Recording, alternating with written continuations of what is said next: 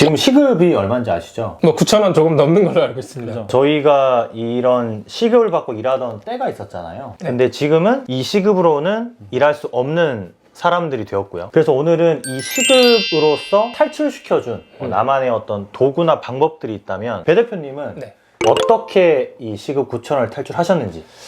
일단은 시급을 9,000원을 받은 적은 없는 것 같고 나이대가. 네, 그렇죠. 나이대가. 일단 저는 하나만 말씀드리면 실행이에요. 간단하게 생각을 하면 누군가 나에게 시급을 준다는 건 거기서 몇 배의 돈을 벌기 위함인 거잖아요. 그렇죠. 내가 이 정도 돈을 받으니까 내가 이 정도 일을 해야겠다라고 생각을 하면 이 사업주도 그 정도까지만 돈을 주는 거예요. 맞아요. 근데 저는 항상 일을 할 때 어떻게 하면 이 사람이 나로 인해서 돈을 조금이라도 더 벌 수 있을까를 생각을 되게 많이 했었거든요. 그게 검증이 안 됐어도 저는 일단 그냥 했어요. 저는 뭔가가 생각이 나면 완성이 안 됐어도 일단 해요. 해야 이게 뭐가 잘못되고 뭐가 잘못되지 않았는지를 알 수 있기 때문에 고용주 입장에선 내가 얘한테 시급을 9,000원을 주는데 얘가 막 이것저것 해. 시키는 일 외에 그럼 이뻐 보일 수밖에 없어요. 맞아요, 맞아요. 근데 그리고 나서 잘 되면 이 사람이 나한테 돈을 더 줘요. 그리고 돈을 더 안 주더라도 그 정도면 딴 데 내가 갈 수 있어요. 근데 이제 많은 분들이 내가 9,000원을 받으니까 9,000원어치만 일해야지 라고 하면 저는 계속 9,000원밖에 못 받는다고 생각을 해요.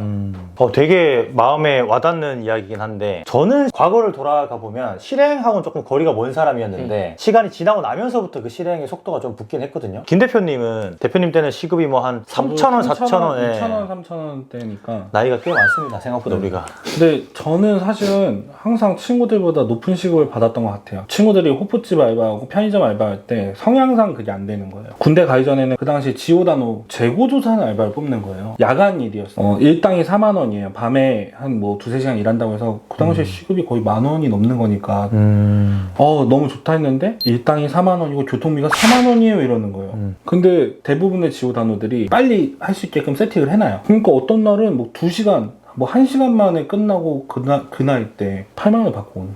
그럼 제가 처음에는 잘못 이해했네요. 좀 더 노동력이 많이 들어가야 되고 힘든 일을 골라서 해서 시급을 좀 더 많은 시급 좀 더 많이 받는 일을 하다 보니까 그 일도 있고 그 다음에 과외소득으로 쉬지 않고 일한 거죠. 저는 시급이라는 단어가 사실은 어떻게 보면은 현대인들의 뇌를 좀 지배하고 있는데 당연히 내가 일한 시간당 소득이 높아지면 좋겠지만 그쵸. 우리가 착각하고 있는 건 모두가 능력이 있지 않거든요. 제가 이렇게 막 대단하다고 느껴서가 아니라 일하는 거 좋고 사람 좋아해서 일하면서 놀았어요. 거기 사람들이랑. 회사를 다니면서 알바하고 회사 다니면서 제 가게를 오픈하고 뭐 이렇게 투잡 쓰리잡 한 게 많아서 시간당 급여를 높인다, 시급을 높인다의 개념보단 총 노동의 양에 너무 개의치 않고 일을 가려하거나 줄이려 하지 않고 오히려 뭐 하는 거지 뭐. 네. 그러면 약간 이렇게 해석할 수도 있겠네요. 다양한 경험을 많이 해보면서 네, 그쵸. 이런 일도 있고 이런 일은 돈을 더 많이 받는구나. 근데 내가 해보니까 이것보다는 훨씬 더 나에게는 쉬운 일인데 돈을 더 많이 주네. 그렇죠. 단순 반복을 싫어했던 것 같아요. 제한된 공간에서 제한된 경험을 하는 것보다는 계속 움직이고 제가 열심히 움직이는 만큼 더 얻을 게 많고. 이거는 진짜 저도 공감이 느껴지는 게 제가 공장에서 아르바이트를 한 적이 있는데 2달을 못 버티고 잘렸어요. 약간 단순하고 반복되는 일들을 하면 할수록 일을 더 못한다는 느낌을 받았고 꾸지람을 많이 듣거든요. 그래서 저도 이제 시급을 탈출시켜준 어떤 도구를 이야기하라고 하면 책이었어요.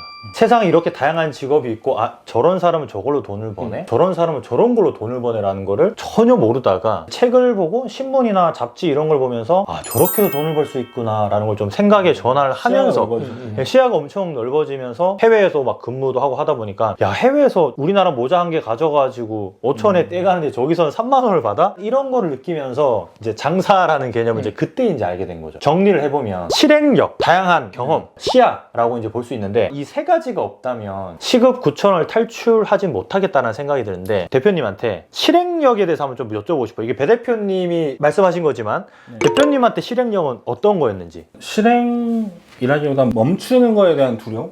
강박증? 제가 정체돼 있거나 혹은 답보 상태인 거라고 느껴질 때에 대한 불안감이 있어요. 저는. 저도 지금 제 프랜차이즈도 하고 있고 이전에는 뭐 회사도 다니고 이러다가 내가 만약에 회사에서 잘리게 되면 장사를 해야 될 수도 있으니 사업을 알아보자. 관두관이 하면서 알아봤고 실행했고 예를 들어서 회사 일하는 시간이 8시간이고 카페를 내가 습득하기 위한 시간이 6시간이라면 회사를 일찍 퇴근하고 가고 이런 게 아니고 정확하게 두 일을 완벽하게 그 일을 하는 사람처럼 시간을 다 투여했던 것 같아요.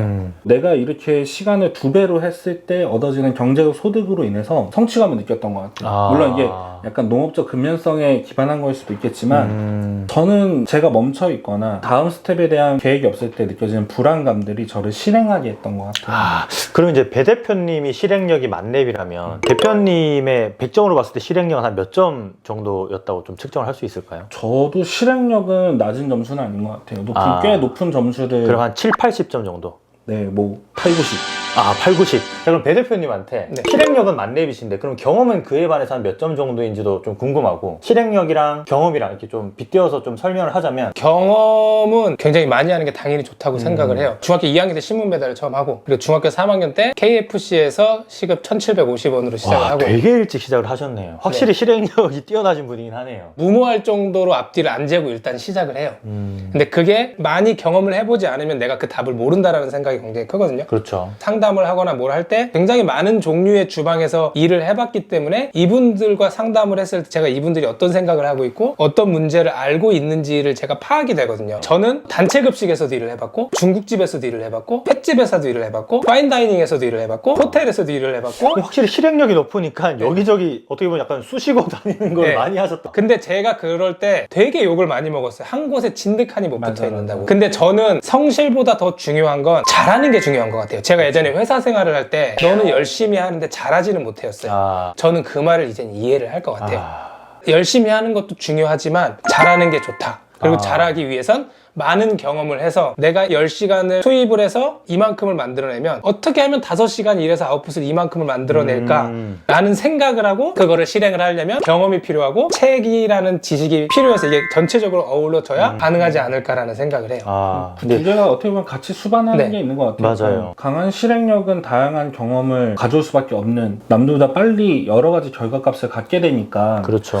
나중에 선택할 때도 사람을 봤을 때 이 사람이랑 내가 오래 볼 사람이다 안 볼 사람이다, 사기꾼이 아니다, 이런 게 되게 명확하게 갈라지는 게, 사기도 당해보고 돈도 잃어보고 사업하면 실수도 해보고 하다 보니까 결국은 경험을 두려워하지 않고 실행했던 게 헛되지 않은 것 같아요. 이 영상을 보시는 분들도 그걸 좀 아셨으면 좋겠는 게, 이제 대표님이 말씀하실 때 제가 이제 머릿속에 번뜩 떠오른 게, 창업을 하는 이제 MZ 세대들도 많고 스타트업을 이제 준비하고 시작하시는 분들이 많은데 되게 잰단 말이에요. 그 책에서 이제 나온 말이긴 한데, 준비, 조준, 발사. 보통 이제 이렇게 하는데 준비하고 발사 한 다음에 이제 조준을 하는 거를 이제 많은 자기계발서에서 얘기를 하고 있거든요. 그런 걸 좀 생각을 하고 실행을 좀 많이 했으면 좋겠다는 생각이 들고, 저도 이제 두 분이 말씀하신 그 실행이랑 그리고 이제 경험이랑 좀 빗대어 생각을 해보면 저는 실행력은 50점밖에 안 돼요. 실행력이 뛰어난 사람은 아니거든요. 그리고 열심히 하는 스타일도 사실 아니에요. 열심히 안 하게 된 계기가 있는데, 주차 아르바이트를 한 적이 있어요. 저는 정말 열심히 하는데 되게 농땡이 피는 제 친구가 상사의 기용을 받고 사랑을 받더라고요. 많죠. 그래서 저는 그때부터 잘못된 가치관이지만 그런 가치관이 새겨진 게, 열심히 해봤자 나한테 크게 도움이 되는 건 없구나 라고 이제 잘못된 가치관이 새겨지다 보니까 20대 때부터 막 엄청 무언가를 열심히 하거나 하진 않았는데, 나중에 이제 시간이 지나고 나서 경험이 쌓이고 시야가 넓어지고 실행력도 어느 정도 50점에서 60점, 70점 올라오고 나니까, 와, 이게 열심히 안 하면 아무짝에도 소용이 없구나.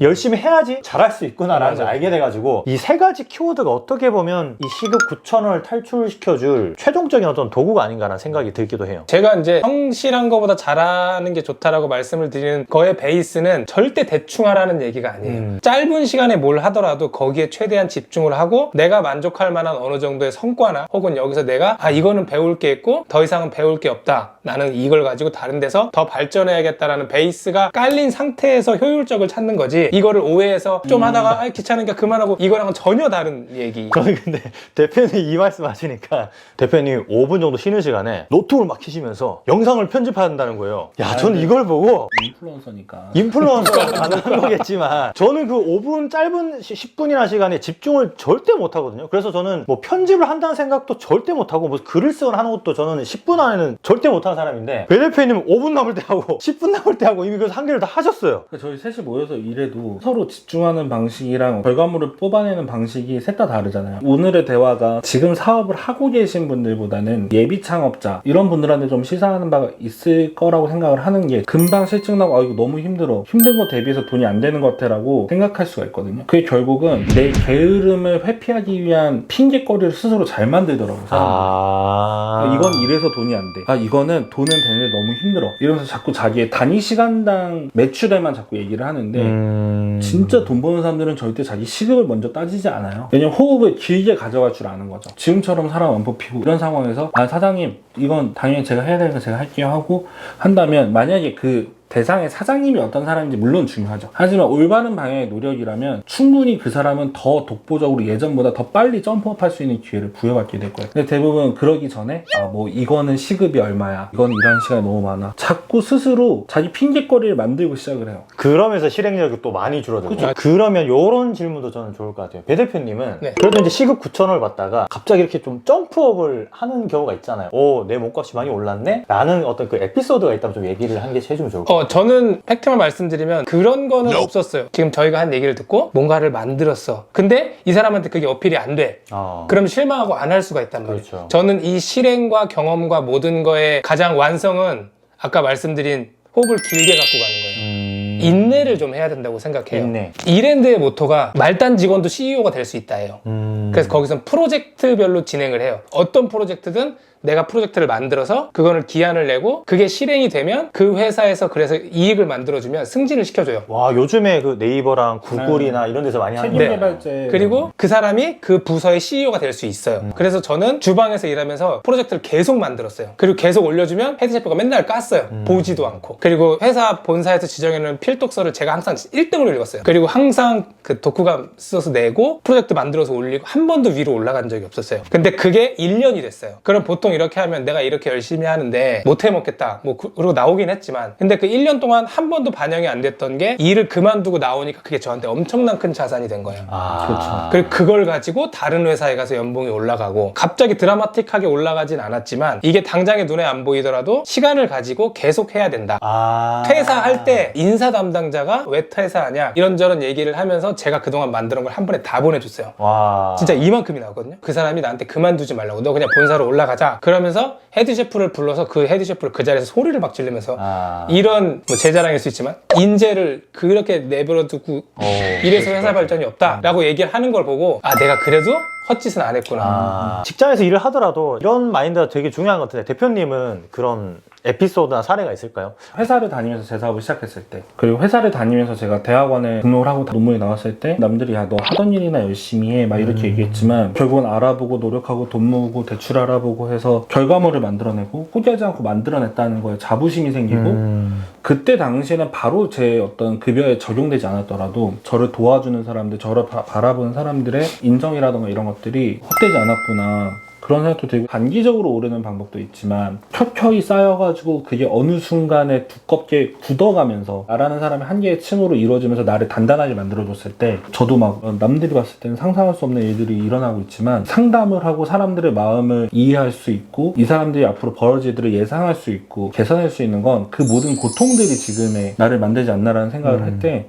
내 가치가 올라간 순간이라고 하면 전 지금인 것 같아요. 저는 되게 의외로 아마 중학교인지 고등학교 1학년 때인지 기억이 안 나는데 스타크래프트를 하다가 유즈맵을 하나 만든 게 있어요. 근데 그거를 게임을 잘 못해서 유즈맵 만드는 거에 재미를 붙였는데 그거를 너무나 좋아하는 거예요. 사람들이 인공지능 맵이라고 해서 막 이렇게 컴퓨터가 알아서 저를 상대하는 막 로스트 템플에서 저를 상대하는 그런 맵이었는데 방송국에서 연락이 온 거예요. 그 맵 때문에 10만 원을 받았어요. 일주일 용돈 10배였던 것 같은데 이렇게도 몸값이 올라갈 수 있구나. 내가 이거 하루 정도 해서 만든 맵인데 이걸로 10만 원을 준다고? 그 뒤로 한 50개 정도 만들었는데 10만 원을 못 받았죠. 그것만 아직도 인터넷에 검색하면 그 맵이 나올 정도로 제가 그래서 쌈장 이기석 이 TV에 나와서 제 맵도 막 설명해주고 막 그랬었던 기억이 있어요. 그런 좋은 기억 때문에 아 사람의 몸값은 이렇게 올라갈 수도 있구나 라고 이제 생각했던 그런 계기가 있었습니다. 저희뿐만 아니라 살면서 한 번에 점프업, 한 번에서 두 번 점프업의 기회가 오잖아요. 꼭 옵니다, 반드시. 네, 오는데 그 기회를 대부분 첫 번째 기회에서는 다들 그 행운을 실력으로 착각하고 날려먹고 그 두 번째 때 왔을 때는 오히려 겁먹어서 선택을 못해서 맞아. 온 기회를 못 잡는 경우도 있는데 첫 번째 행운을 실력으로 착각해서 오는 실패를 잘 리뷰해보고 내 안에서 그걸 다 실패도 경험하신 정화시키는 과정을 잘 거치시는 게 긴 호흡으로 했을 때는 내 자신의 가치를 높이는 일이지 않을까. 총을 들고 조준하고 준비 발사. 근데 요즘은 준비 발사라고 하잖아요. 맞아요. 저는 솔직히 발사하고 준비를 하거든요. 그런 파죠. 두 배나 더 빠르네요. 발사하고 이게 잘못됐구나 이렇게 쏘는 거예요. 근데 그게 정답이 아닐 수도 있지만 너무 이렇게 움츠려서 이건 안 될 거야. 일단 해보는 게 좋은 것 같아요. 일단 해보고 뭔가 잘못됐다는 걸 깨닫고 그걸로 인해서 조금 더 성장을 하고 당연히 인내를 가지고 그러면 시급이라기보단 몸값이 올라갈 것 같아요. 재미를 좀 붙이셨으면 좋겠어요. 그러니까 내가 하는 일이고 돈을 벌기 위해서 무조건 하는 일이긴 한데 이게 재미가 없으면 돈만 보고 하게 되거든요. 그러면은 이게 진심이 안 들어가고 그러면 사업이 성공하기가 조금 쉽지는 않더라고요. 모든 어떤 사업은 상대방의 그 문제를 해결해 주는 거에서부터 시작을 하잖아요. 문제를 어떻게 하면 좀 잘 해결해 줄 수 있을까? 좀 더 깊이 있게 해결해 줄 수 있을까? 다른 사람들보다 더 잘 해결해 줄 수 있을까? 그러면 좀 더 몸값이나 이런 게 더 많이 올라가지 않을까? 그런 생각이 드네요. 오늘 좀 여러 이야기 나눠봤는데 시급 9,000원을 탈출시켜준 3가지 도구 다른 분들한테 좀 많은 도움이 되었으면 좋겠습니다. 감사합니다. 네. 그다음에요. 고맙습니다.